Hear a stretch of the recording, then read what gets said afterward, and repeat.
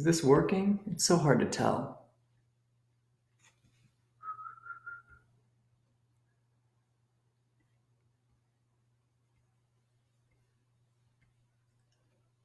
Hello? I'm gonna see if I can find a person to help me with this. It should be live.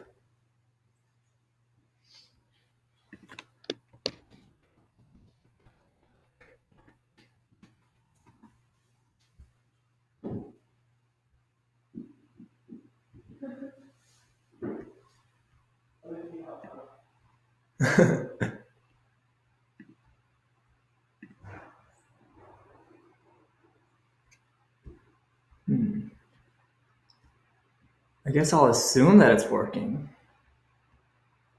There seem to be people watching it. Yes, awesome. Can you hear me all right? Is that okay? Who knows? Let's hope for the best. Hello, I'm Thomas Kaminsky. I go by Tommy here. And if this all works out, I'll get started in about a minute. I wanted to make sure, this is all new technology to me. I really don't, I'm not a very, very technologically savvy person, so this is all very new. But I'm hoping that it all works out without too much of an issue. Hello, Mrs. Parnicky, that's my teacher, showing support. Okay, it's 11. I guess I'll get started. So, hello. This virtual concert is just, I'm gonna start by talking a little bit about what the flute is, the mechanics of the flute, and why I enjoy the flute personally. And then I'll do a little bit of playing for you guys. I have 3 pieces prepared. So the flute is a really unique instrument in the woodwind family. This is it. Because whereas a lot of instruments, you just blow directly into them, or you have some sort of reed or your lips that are doing the vibration, the flute's vibrations are actually caused by this pointy surface on the corner of the mouthpiece. And so when you blow across the top of it, you don't actually blow all the way inside, and it kind of cuts the air. It actually makes the air oscillate back and forth really, really fast, which causes vibrations. And the rest of the tube is a sort of resonating cavity to amplify the sound. And the modern flute was invented by this German guy named Theobald Bohm in the 19th century. And with a couple of alterations, that's the flute that we use today. It has a cylindrical body, and then the head joint has a parabolic head. And it's kind of the new standard. 1, because it has a very even scale for intonation, and then 2, it's just, it's very loud, which is important in modern orchestral playing, and it's super easy to project well and to play a variety of tone colors and dynamics, all in tune. And it's just a very nice instrument. Yeah. There's also a couple of auxiliary instruments attached to the flute. The most common being the Piccolo, which is one of the highest voices in the orchestra, tuned a full octave above the concert flute. And then there's alto flutes, bass flutes, contrabass flutes, octave flutes, even though those, once you start to get on the lower end, stop really being used in a practical setting. But it's just a very cool instrument, in my opinion. I guess I'm biased, but yeah, I picked it up in the 4th grade. I actually wanted to play piccolo, but then my band teacher wouldn't let me because it's very hard to start on the piccolo. And I just really have always enjoyed the way that the flute plays, the way it kind of vibrates under your fingers when you're playing something really loud. Whenever you get to play an orchestra or a wind ensemble, it has such a unique role. It can both serve as this, enormous textural component in stuff like Brahms, Debussy especially, it serves that purpose very strongly in Ravel. But then it can also be like bird sounds, and it can also be these little ornaments on the top of the orchestra. And so it's very soloistic, very individualistic, but I think it still has this kind of beautiful core to it, which I've always really enjoyed. So I'm going to be playing 3 pieces. The first piece is by Jacques Ibert, who's a 20th century French composer. he studied at the Conservatoire in Paris, and he actually won the big composers competition every year that's held there, which is kind of a shocking accomplishment that he did so on his first try, not for this piece, but for one of his pieces, because some composers try again and again, like Berlioz, to win, and then some, like Ravel, try again and again and never win. And so he was either very lucky or very talented in that he won on his first try. And this piece, the Concerto for Flute and Orchestra, was written by Ibert for one of the most famous French flute players of all time, Marcel Moïse, who is one of the foremost pedagogues today. We still use his etude books and his technique books all the time. And there's this enormous tradition of teachers that all seem to stem from Moïse. And so it was a very virtuosic piece when it was written, and it was eventually used as a jury piece for students at the Conservatoire. And it continues to be one of the most solid rep pieces for flute players, because it's one of a small number of concertos written for flute and orchestra. It's very famously virtuosic, very fun and fiery, and it really showcases a lot of pieces of flute technique that the flute excels at, things like fast articulations, register leaps. There's this strong sense of virtuosity, but also playfulness. And so I'm kind of doing something interesting where I found a YouTube video of a pianist playing the accompaniment to the flute concerto, and I'm going to try my best with it attached to a speaker to play along. We'll see how that goes, but I guess I might as well get started. Let's see if this works.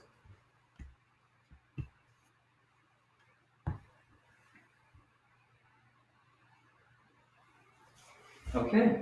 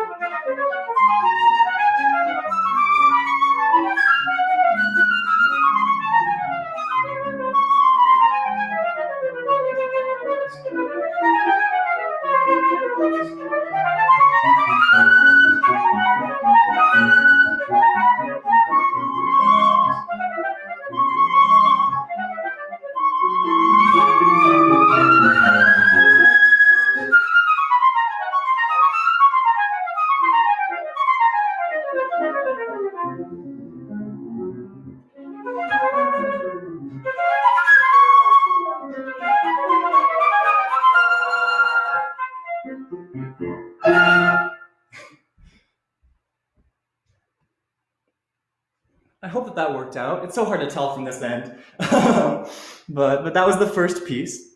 It's a very awesome piece in my opinion because so often in an orchestra the flute doesn't get to be this loud, angry, obnoxious force. It has to be the bird, or sorry, I'm trying to find a good place to stand. It has to either be the bird song, or it has to be the waves in the ocean, or so on and so forth. But in a lot of the solo repertoire, you can really see the kind of darker colors of the flute. The more intense, exciting, virtuosic flute playing. So I've always loved the piece. Yeah, I hope that worked out. My second, if I readjust myself, is very, very different. Completely opposite side of the spectrum, though it's also a new piece, actually even newer. It's Winter Spirits by the composer Catherine Hoover.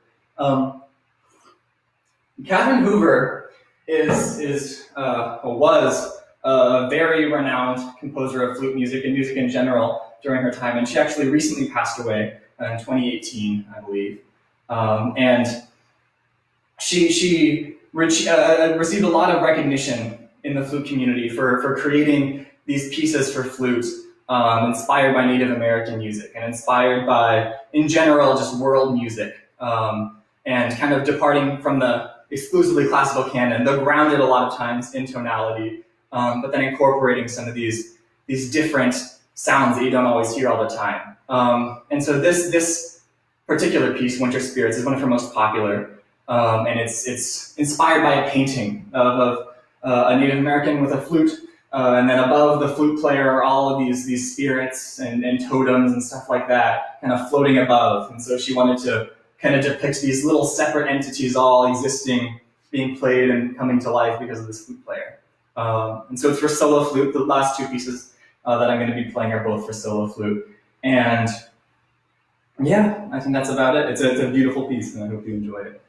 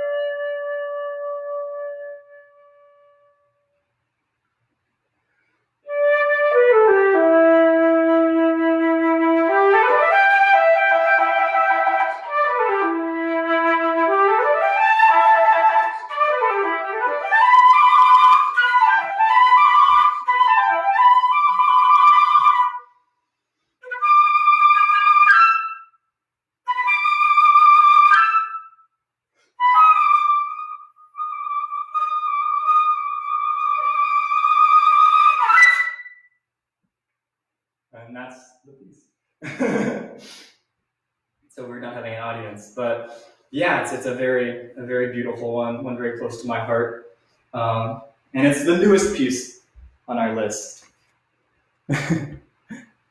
Okay, my final piece in the program is by a sort of late romantic composer, a German composer named Siegfried Karg-Elert.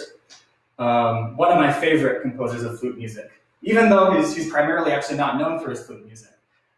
He was a organist and harmonium player of some renown, and he really expanded that sort of repertoire, the pipe organ and reed organ repertoire. And he was especially renowned for this supreme control of music theory and this deep understanding of harmony that really very few composers have matched in history, really. And flute players, in addition to organ players, tend to play a lot of his stuff, partly because he wrote quite a few very good pieces for flute.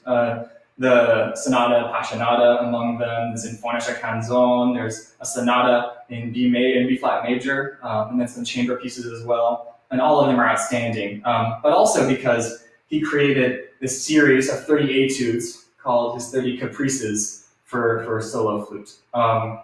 And so caprices or etudes are a common pedagogical tool in music where we can't spend all of our time practicing repertoire, and we probably wouldn't want to if we could, but sometimes you really want to work on your technique, but you're sick of playing scales. And so a long time ago, some people invented this system where somebody writes these relatively beautiful melodies that all use specific skills that you're trying to work on, and then you spend a week or so practicing those. And there's a ton of very famous etudes in the flute repertoire. But Karg-Elert's are some of the most beautiful, some of the most difficult, and some of the most kind of harmonically developed ones you can get. I was actually lucky enough to have a conversation with James Galway, the Irish flute player, and he actually hates the Karg-Elert caprices because he said that flute etudes should only be written by flutists, and because Karg-Elert wasn't a flute player, he couldn't have had any idea what to do, and so he shouldn't ever practice these. But I think he would agree that especially this 30th caprice, the chaconne, which gets played a lot in concerts, is worth looking at outside of its etude value. But the idea is that there's a basso ostinato, this descending 4-beat pattern of an F, an E flat, a D flat, and a C, and then variations upon that very simple bass. It's the last caprice, the 30th one, and I like to think about it as a sort of end pin to the entire set of etudes. You've finished the other 29 and you've mastered all the skills, and so this is your chance to show off everything that you've learned. Each variation is very different, and they each require completely different skills from the flute players. It gets very, very virtuosic, especially near the end, and it's just beautiful and strident and exciting, and I'm looking forward to playing it for you. So this last piece, once again, is the chaconne, the 30th of Karg-Elert's caprices for solo flute.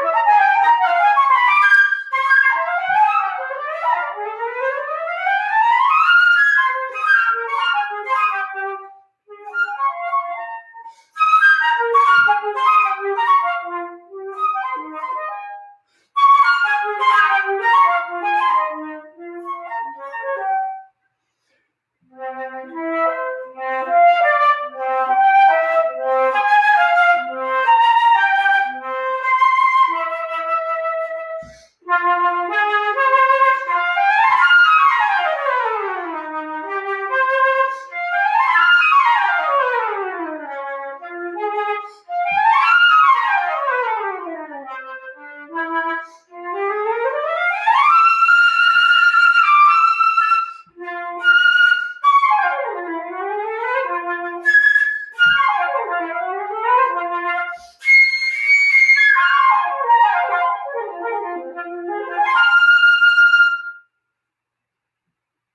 that's the last piece. So that's well, the repertoire that I had prepared.